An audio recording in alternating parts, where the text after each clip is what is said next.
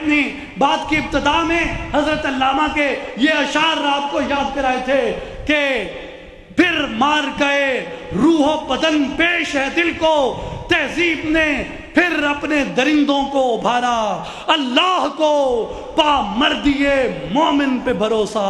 ابلیس کو یورپ کی مشینوں کا سہارا۔ یورپ کی مشینوں سے، یورپ کی توپوں سے، یورپ کی کرنسیوں سے، یورپ کے میڈیا سے، یورپ کی ثقافتی تہذیبی فکری یلغار سے اسلامی ثقافت کو دبایا نہیں جا سکتا، اسلامی ثقافت کو ختم نہیں کیا جا سکتا۔ قائد اعظم نے اس دن کہا تھا 22 مارچ 1939 کو، ہم آج یہاں پہ قائد اعظم کے اس عہد سے یہ تجدید کرتے ہیں کہ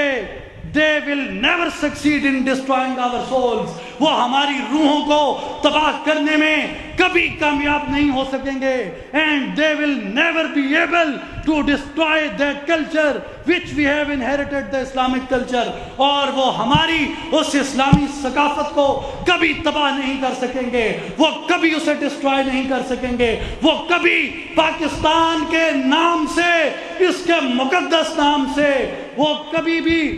اسلامی جمہوریہ کا لفظ، اسلامی جمہوریہ کا لقب وہ کبھی بھی ختم نہیں کر سکیں گے۔ ہم اپنے قائد سے، ہم اپنی ملت کے پاسبان سے، ہم اپنی ملت کے نگہبان سے یہ عہد کرتے ہیں، یہ پیمان باندھتے ہیں، یہ وعدہ کرتے ہیں، یہ تجدید کرتے ہیں کہ اس دن بھی یہ سرمایہ دار، یہ بڑے بڑے دانشور، میرے قائد یہ تیری بات کو نہیں مانتے تھے، انہوں نے تجھے جھٹلایا تھا، آج بھی وہی یونینسٹ، آج بھی وہی سرمایہ دار، آج بھی وہی مغربی فکر کے مقلد مفکرین، آج وہ ہمیں اس سے ہٹانا چاہتے ہیں۔ کل بھی یہ عوام، یہ مسلمان قائد کی فکر کے ساتھ کھڑے تھے، یہ آج بھی قائد اعظم کی اس اسلامی فکر کے ساتھ کھڑے ہیں، یہ کل بھی قائد کے فکر کے دفاع کے لیے قربان ہو گئے تھے، ہم آج بھی قائد کے پاکستان کے دفاع کے لیے، قائد کے نظریے کے دفاع کے لیے ہمیں قربان ہونا پڑا، ہم قربان ہو جائیں گے، لیکن پاکستان کی اس عظمت کا دفاع کریں گے جو ہمیں ہمارے قائد نے سونپی ہے۔